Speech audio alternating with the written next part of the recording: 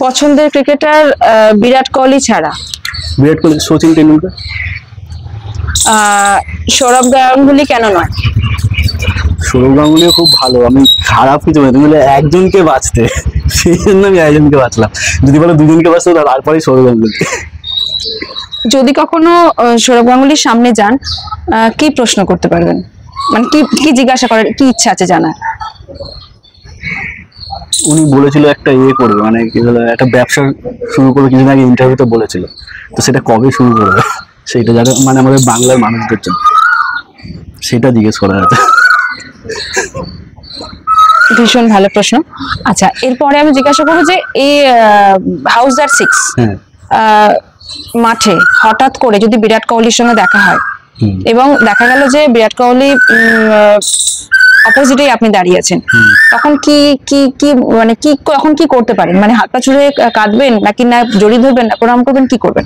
না না, কিচ্ছু বলবো না, খালি বলবো একটু ব্যাটিং করুন, আমি একটা বল করবো, মানে এটা ইতিহাস হয়ে যাবে।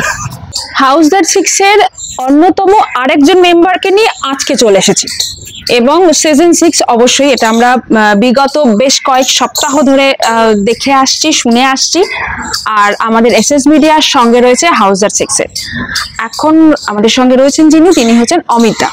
অমিত দা হচ্ছে এই মুহূর্তে আপনার পোস্টটা আপনি নিজে বলুন। আমি হাউজার 6 2026-এর চিফ হোস্ট। এই মুহূর্তে আমাকে এই পোস্টটা দেওয়া হয়েছে।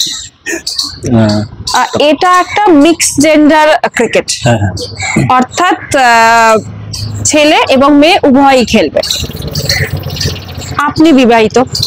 না, আমি বিবাহিত না। আপনি বিবাহিত নন, গার্লফ্রেন্ড আছে? আচ্ছা। মিক্সড জেন্ডার ক্রিকেট খেলতে আসবেন, তিনি রেগে যাবেন না? না, উনিও তো পার্টিসিপেট করে। একদমই তাই।